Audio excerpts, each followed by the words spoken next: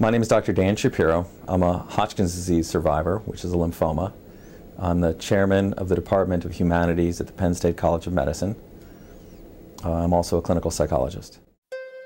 I guess the best advice I ever got was from an inmate who was serving a life sentence at a maximum security prison in New York.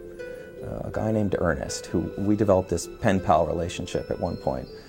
I had worked in a prison briefly, and so we started writing. And I asked him, I was going in for a bone marrow transplant, which is, it's kind of like cancer's boot camp.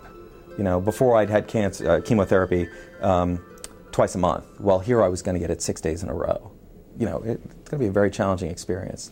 And he said, on the inside, in prison, you just get through the next hour when you're upset. And if that's too long, you get through the next 10 minutes. And you time it. Distract yourself, fill your mind with other things. You get through each little chunk at a time and celebrate each little time you get through a little bit.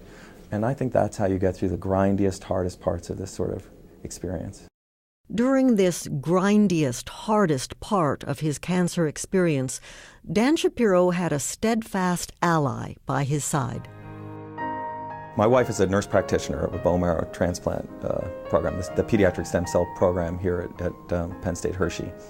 And I met her when I was between being a patient. So I'd been a patient, we met, started dating, and then I was diagnosed as having relapsed.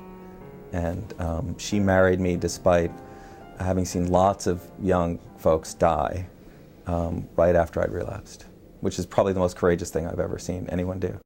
Years later, after she'd kind of literally and figuratively nursed me through my experience, she was diagnosed, and this was about 8 years ago, with breast cancer. When I was sick, it felt like I was driving into an intersection, a busy intersection, too fast. I could anticipate where the cars were coming from, the crash of glass, the whole experience, my hand on the wheel and my feet on the brake.